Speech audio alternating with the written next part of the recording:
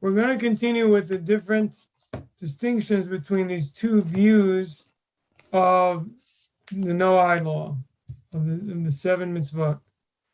One approach is that one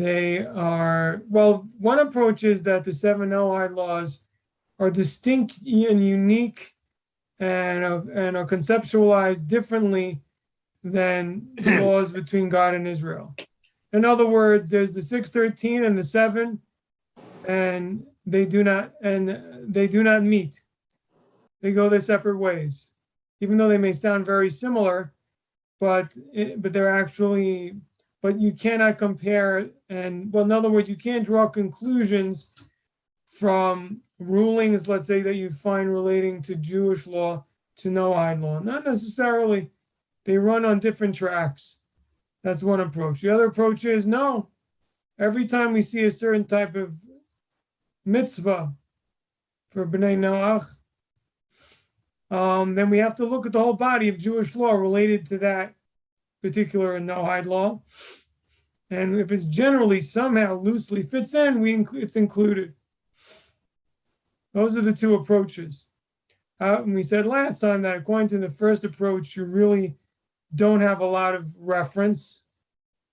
You could say you have a lot of room for innovation, maybe, or certainly there's a lot of room for new rabbinic interpretations to be made. But you really don't have any corpus, body of law to look at as a resource according to the first approach, because they run separately completely. On the other hand, according to the second approach, you look at the Jewish law, you look at the Talmud, you look at the Code of Jewish Law, you look at the Rambam, you look at all the authorities, and you can extrapolate and apply and draw analogies, or just straight out just apply it. Boom, just take it, paste it, take it from one place, put it in the other place, end of story. And so that's the second approach. And I was saying that from what I see from the writers and authors that discuss Noahide law, it seems that they have adopted the second approach, because they generally do quote from Jewish law. We studied the book, The Path of the Righteous Gentile, and Rabbi Chlorphine, I was looking over at the book because I was trying to remember his name, but Rabbi Chlorphine, he should be well. He cites a lot of the rulings of the Rambam of Maimonides in his code, and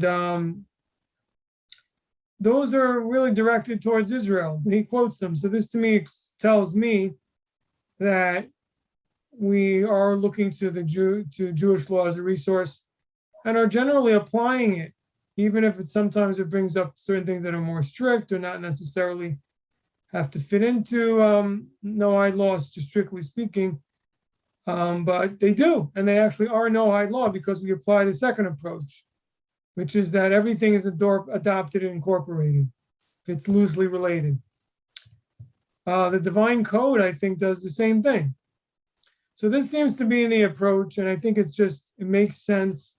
It's practical, and it's also, because it's based on precedent. We have to base our decisions on previous decisions of the great authorities of the past. We don't have that according to the first approach. You're left with very little to draw any conclusions from. Well, anyway, that's what it appears to me. Anyway, that's the first element of this difference of opinion. And we said also that according to the first view, for example, theft, you break it down into the taking of another, the taking of the possession or the property of another, right? So in other words, you conceptualize theft. It's not a guy grabbing something or a guy holding a gun. It's the basic, you break it down to this bare bones concept. And the taking of another's property. So that could be even trademark, it could be all types of things, except when it comes to just causing harm or damage to someone else's property, it doesn't necessarily fit in. Causing harm to someone's reputation doesn't really fit in. So none of those would fit in, would be incorporated and be requirements under Noahide law according to the first approach.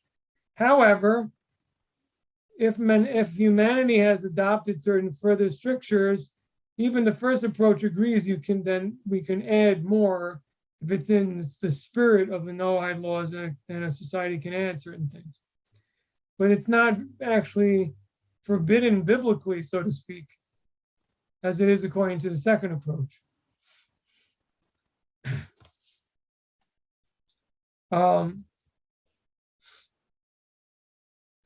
Yeah, so we said that according to the second approach, we look at categories.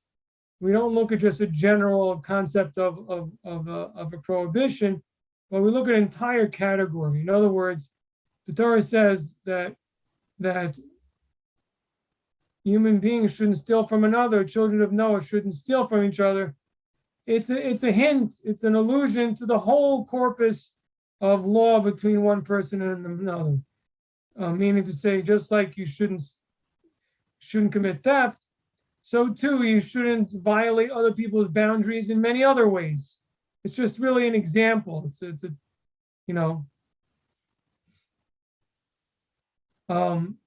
as opposed to it doesn't confine the prohibition biblically into certain narrow boundaries. All right. Now we're continuing. That was a summary of page 150, half of 151. And I had to do that particularly because I just said that I don't review anything, so I had to contradict myself and review something. So we now reviewed it. But no, it was important because we're getting back into it, so we first have to have a short review. All right, so now if you look at the second paragraph on page 151, it says as follows. Second point of difference between the two views is that the first view also limits the law to the prohibited activity itself. Okay, so according to the first view, only the prohibited activity is forbidden. Okay, that doesn't sound like any surprise or anything unusual. The second view includes other prohibitions or prescriptions from within the totality of the revelation, which safeguard against transgression of the basic Noahide law. Okay, this is key, and this is something we have to give a little bit of an introduction about this. So there's this idea you probably heard of, and that is the idea of a fence around the Torah. You probably heard about this. Now, generally speaking, that's a duty given to the rabbis and sages to institute decrees to safeguard the essential prohibitions. People shouldn't come to doing the prohibitions. So anything similar or approaching it is also forbidden by the rabbis. So that's quite a few prohibitions on my end. That's quite a few additions. But either way, there is, though, a case in which such a prohibition or fence is actually biblical. And that is in the case of sexual immorality and sexual prohibitions, where the Torah says that thou shalt not come close to uncovering nakedness of any of the forbidden unions. So that's in Leviticus, and maybe Ross will know where it is, but I'll have to look it up another time.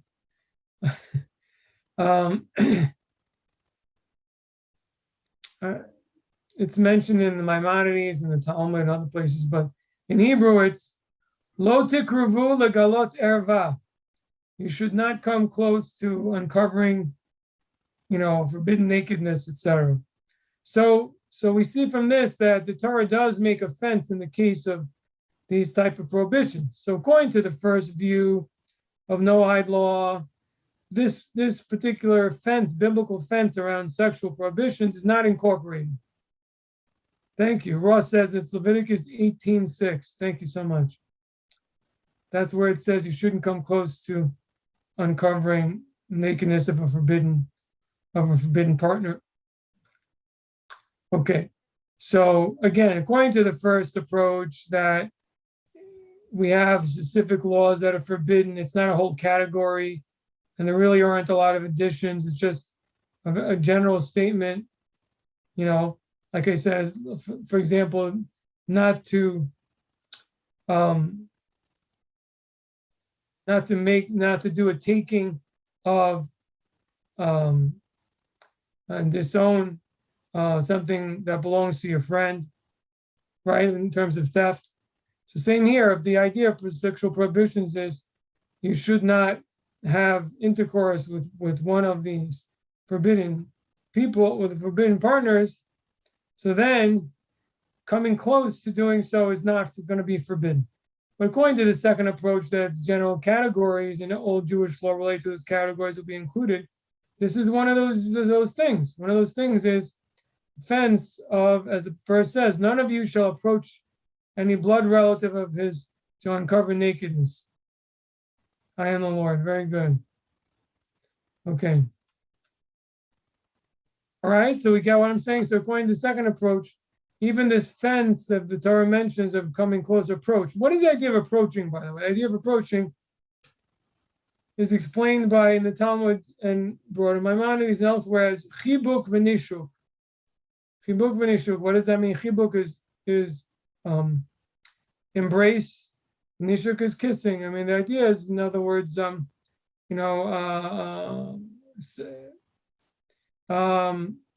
romantic affection towards a forbidden person who is of a forbidden relative, according to children of Israel, is forbidden.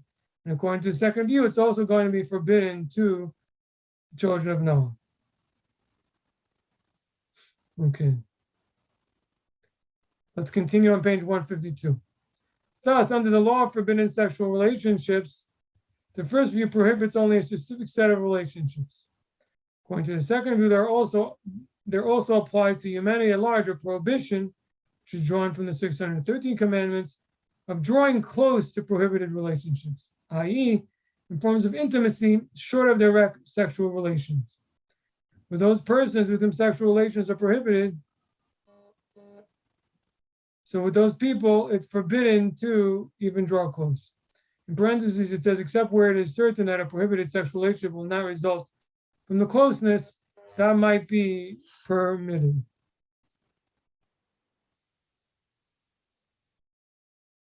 Okay. Let's continue. Well, although he says an interesting thing there, he's saying that, in other words, some type of affection that is not romantic would be permitted. So in other words, I mean, what this basically means is to give an aunt, or I don't know, a grandparent or something like this. I'm trying to think of the right case. A grandparent might be permitted anyway. Let me think. So an aunt, someone else's wife, for example, are you allowed, if you're socially meeting someone, can you give another man's wife a kiss on the cheek? Is that forbidden or permitted? And so what he's saying here in the parentheses is that if it's just as a form of saying hello, it's permitted. All right, so in many parts of the Orthodox Jewish, particularly in the Haredi community, the custom is not to do it at all, but nevertheless, according to the bare law, it's permitted if it's not done in a form of romantic affection, I guess, or even affection in general. Okay. Always, of course, the problem with that is how do you draw the line, and how do you know what's what? In other words, if we allow people to hug and kiss strangers that are of forbidden union, how do we know what their real intention is? How do we know that they're not otherwise maybe drawing some type of sensual enjoyment from the act? Anyway, I digress. But this is what the law is. Okay. This would, according to the second view, be included in the Noahide prohibition of forbidden sexual relationships. So it's kissing, hugging, and meaning coming close to into start forbidden relationships, forbidden intercourse would be forbidden according to the second approach, as I've said already. Another example is in the Noahide prohibition of theft. Whilst the act of theft is alone prohibited by the first view, second view includes within the prohibition of theft prohibitions on coveting when desiring another's property from among the 613 commandments. Second view includes them within the Noahide law of theft since they potentially lead to the basic actual prohibited act of theft. The first view, such remote counsel or precautions are not required in Noahide law. So if you look at the footnotes, it says that this language of remote counsel is expressly brought in the Rambam and the laws of Tumura, of exchange of different holy objects. Okay. Any questions so far? Okay. Next, 152, bottom of the page. A third difference affecting whether or not some of the 613 commandments will apply also in Noahide law is in regard to the interpretation of scriptural verses referring to one's fellow. To which community does these refer? Only to Jews among themselves, or also to non-Jews among themselves? If this is a commandment which is within the categories of Noahide law, then according to the second view, it will also be taken to apply to humanity at large. According to the first view, the words one's fellow or one's countryman, the 5 books of Moses limit the application of the commandment using this expression to Jews only. So look at this is a very fascinating question from a halachic standpoint, whether when the Torah says one fellow, is it a command to non-Jews as well or not? And look at the way he sets it up. It has to that even if it's accepted that the words one fellow applies to non-Jews, but it would be 2 separate communities. That's what he's implying. That the verse, as it's speaking to the Noahide community, would be speaking from one Ben Noach to the next, and to the Jewish community, one to the next. Okay, let's see the footnotes. This is a very interesting topic. Obviously, this is extremely expansive concept. In other words, this principle would be applied, well, all over the place, right? I mean, this expression is used extremely often. And so to curtail its application to the Noahide community would cut off really an entire trove of laws and say that doesn't apply to the Noah. Let's see footnote 38. Again, in commandments not specifically addressed to the Jewish people. So anyway, this would only apply to commands not specifically addressed. It doesn't say speak to the Jewish people, which is said generally. Compare here the words of the Shulchan Aruch Harav, Hilchos Gezela. All right, so he's talking about that the code of law of Rav Shneir Zalman, for the first Rebbe Lubavitch, he wrote his own Shulchan Aruch, his own code of law. And there he says in the laws of theft, law 23, he quotes that the prohibition of outright theft and robbery is no different between the case of Jews and general humanity, since the expression Re'acha, your brother, is stated only in regards to Oshek alone, as it said, Lo Sashuk, as Re'acha, below Sigzon. So this is interesting. I mean, this is interesting in many different points.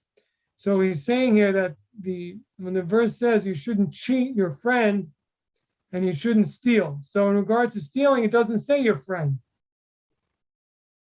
So therefore, the author of the Code of Jewish Law, the Rav Code, this is in other words, Rabbi Shneir Zalman, his code, he implies this, he alludes to this, that since it says that thou shalt not steal without saying your friend, that definitely applies to non-Jews. However, the first part seems to apply to Jews. What that means, though, what do we mean by that?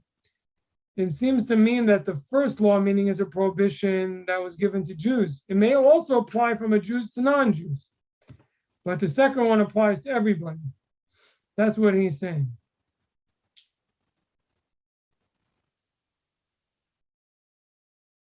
He's saying that the prohibition against some forms of cheating, since the verse talks about between Jews, that's forbidden for Jews to do, but not expressly forbidden for non-Jews to do.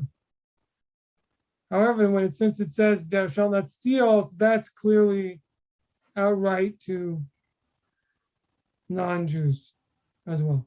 Now, obviously, this only fits according to the first approach, that the prohibitions are very narrow. According to the second approach, it's understood that the words one's fellow applies to the non-Jewish community also. Although, again, it could be that usually it's generally meaning within each community within themselves. But let's continue. Let me see. Let's continue in the footnote. This is a very, very big discussion. It's a whole topic. You probably write, a thesis on this. In other words, the presence of the word re'acha, your friend or neighbor, implies that this commandment does not apply to humanity at large. Such an expression, however, would not exclude humanity at large in dealings with one another in the second view. So in other words, if you do read the Torah, this may be a little bit hard to understand. But if we read the Torah in its text, the way it states, it does seem to be saying that certain things are forbidden from one person to his fellow, but not necessarily to a stranger. But the most egregious things are forbidden even to a stranger. Look, by the way, just because the Torah doesn't expressly forbid something doesn't mean God wants it done, right? In other words, for example, just like we said about sexual prohibitions, right? They're even just being promiscuous is also something that will not make you righteous if you engage in it, but the Torah doesn't expressly forbid it. So the point is, just because the Torah doesn't expressly forbid something, doesn't mean that it's proper necessarily.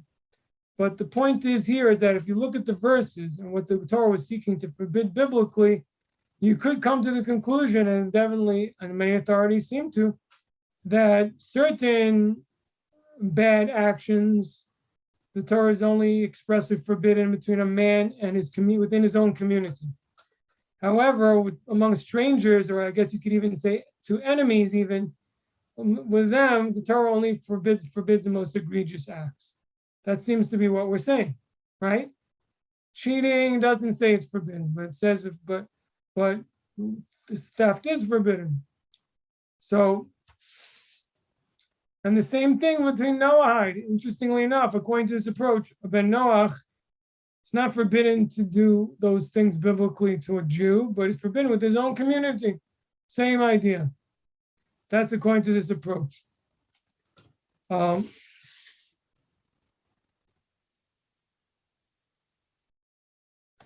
hard it might be for us to accept this, but if you look at the words, this is what it seems to say. When he says, you love your neighbor as yourself, or your friend as yourself, it seems to be talking about somebody, not anybody, but someone close to you within your community.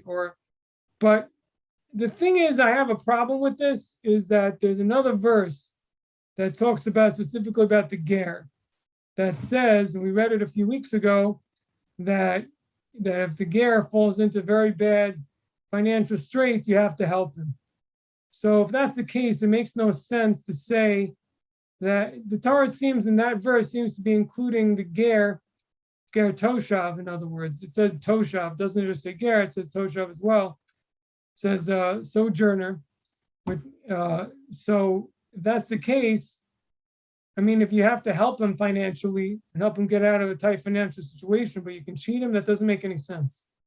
So you have to,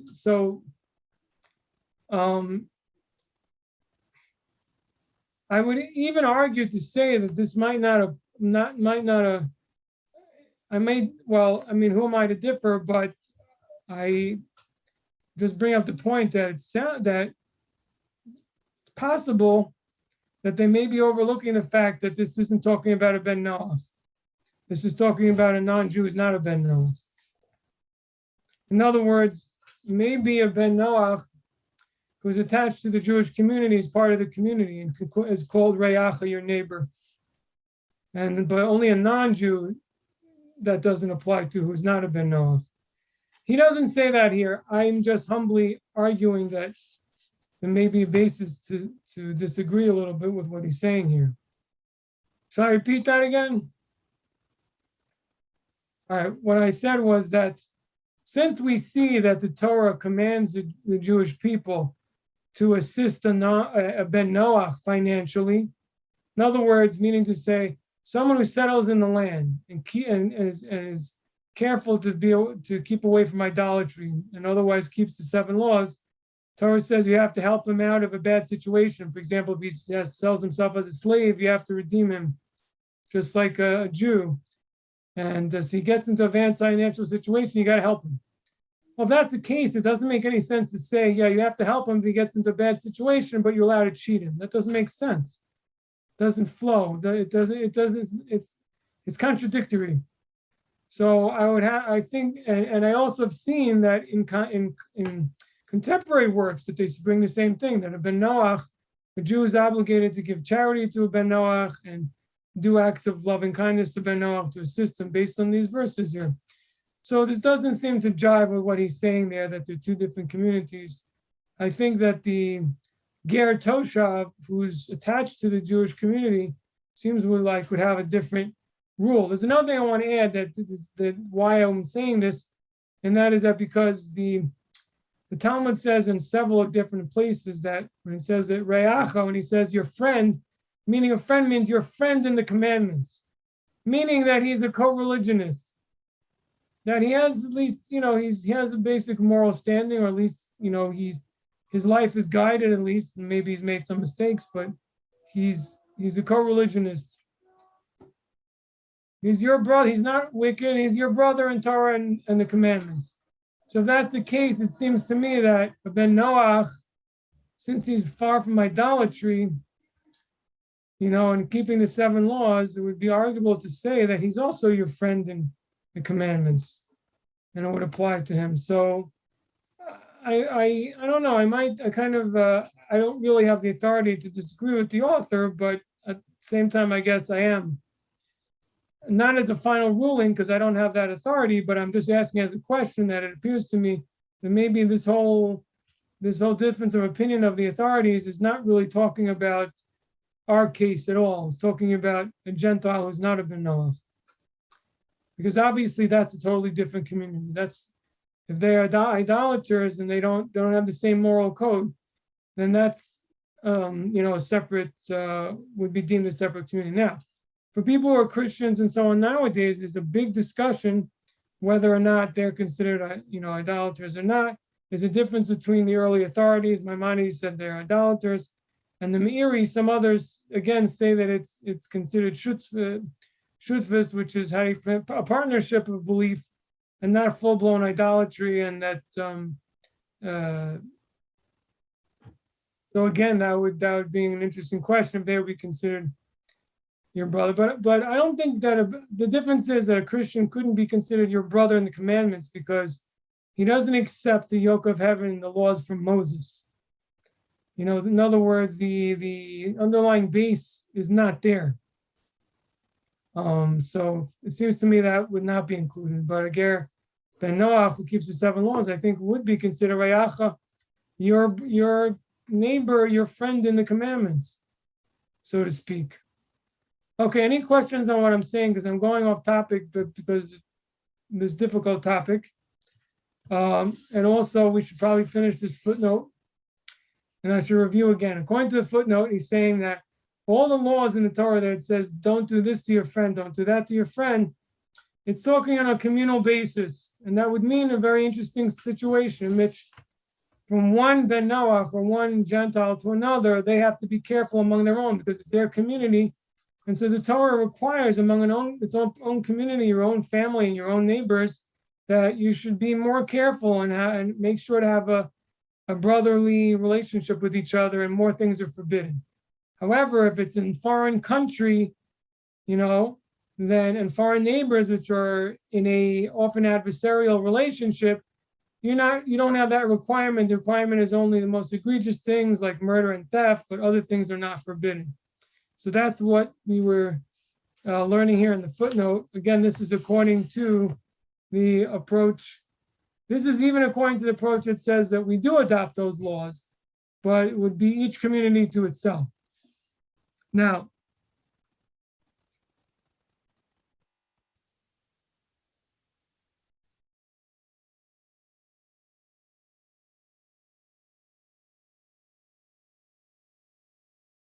let's go to the next, let's continue because there's some more interesting things in the footnote. Okay. Thus, the Ramban in his commentary on Genesis includes a prohibition against price hiking now amongst Noahide obligations, even though the Torah prescribes this in the verse, Lo sono ish es achiv, person should not oppress his brother. So Nachmanides says that a non-Jew is forbidden to oppress his brother, which is either means verbally oppressed. It could also mean monetarily oppressed, also meaning oppressing him in terms of overpricing items, selling things for too high and taking too much advantage and hurting others by overcharging. So basically what he's saying is here is the Nachmanides says this applies to the Ben Noach. Next paragraph. The Sharos Teshuvos Avnei Nezer, now in the response of the famous Rabbi Avnei Nezer, that was the name of his book. He gives an important insight into the approach of the Sefer Chinuch, the Ramban, and with regards to all those mitzvahs in which the expressions your fellow and your brother and your fellow national alike are used. For the first view, the Rambam and the Shulchan Aruch, all commandments using these expressions would be limited to conduct between Jews. Yet for the second view, this is not so.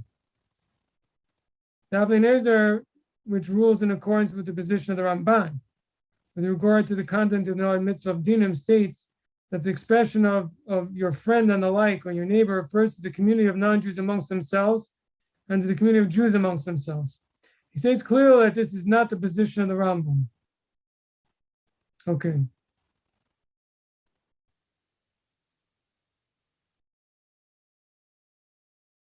So it's very interesting that we're saying here that, again, that each community to its community.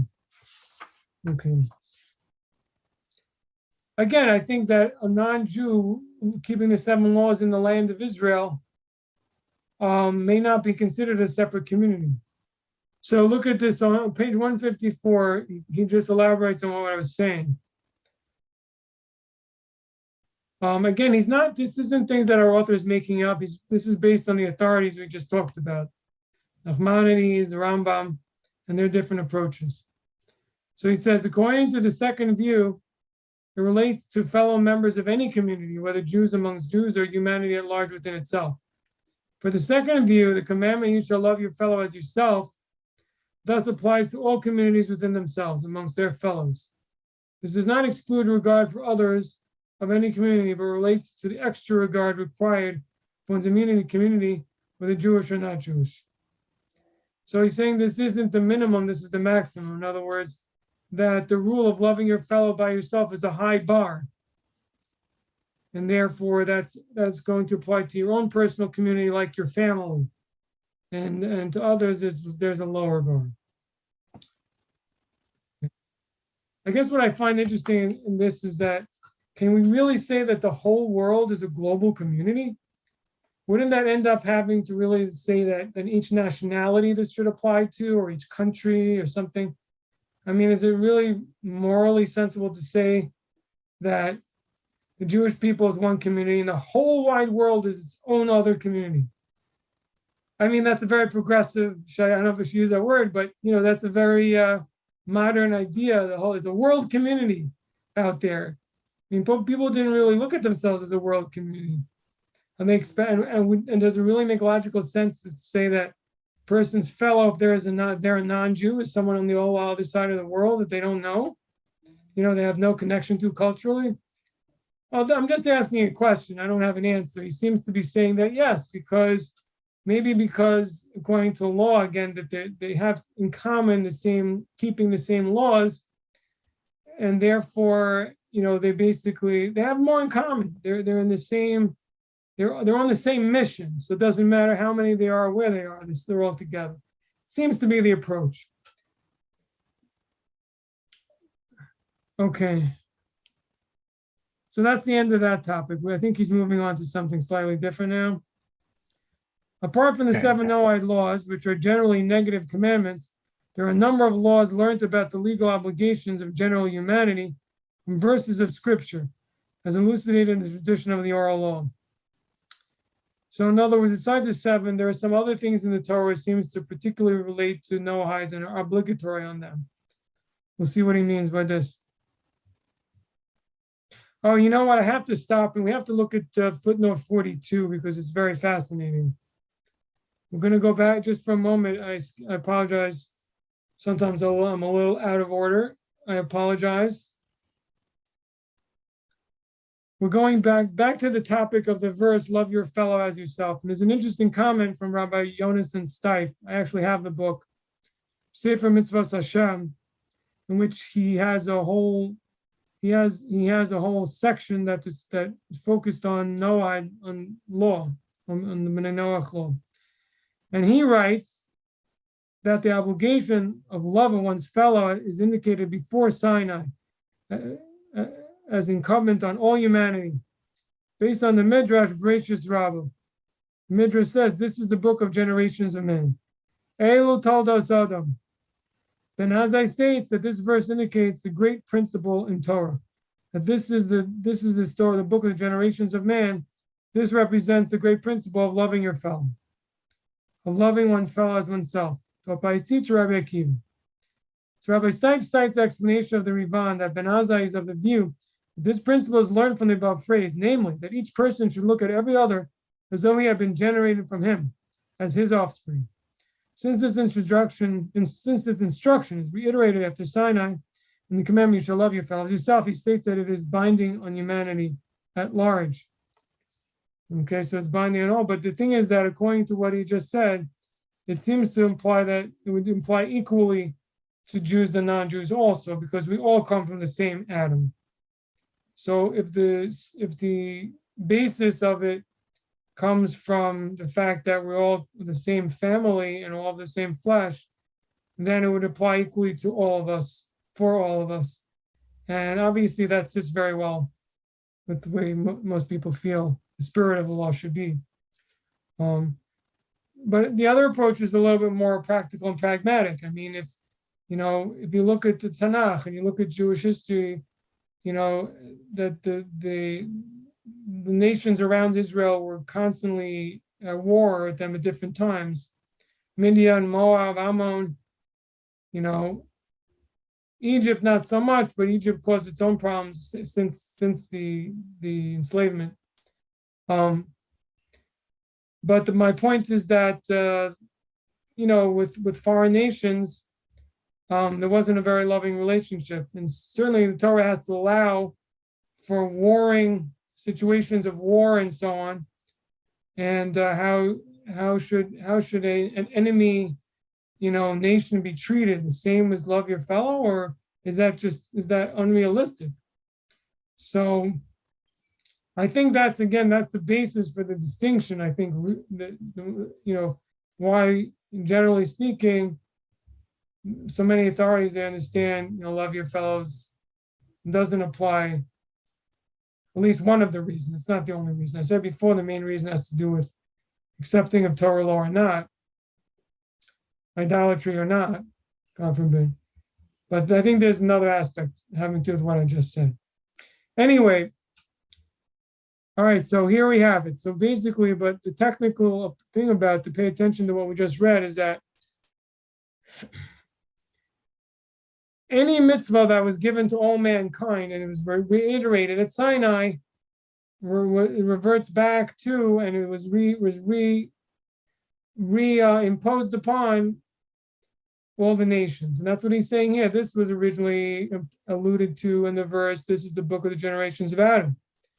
And so since the Torah later said you should love your fellows yourself, so it's reinstating that demand on people.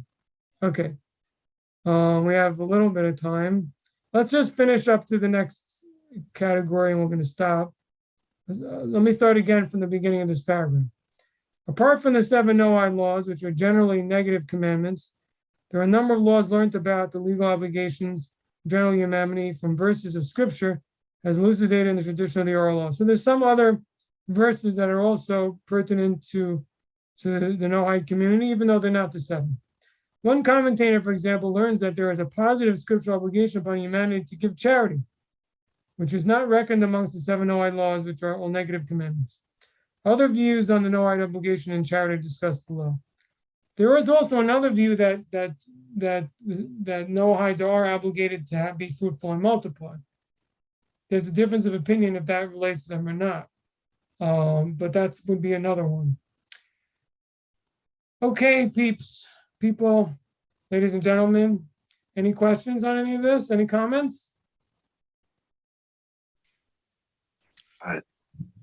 There's a lot to swallow. There's a lot there, particularly if you're not familiar with the nuances of halacha so much. It may seem new to you, and these little, the way we pay so close attention to words may be foreign to some people who aren't used to it. But what were you saying about fruitful and multiply?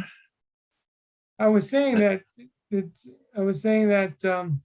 that's actually a very interesting one, because the difference between that one and it's interesting because it's not reiterated at Sinai, yet it's applicable to the Jews, but at the same time, there's difference of opinion whether it applies to non-Jews or not. However, most are of the opinion that even if that doesn't apply, but the obligation to settle the world and civilize it definitely applies.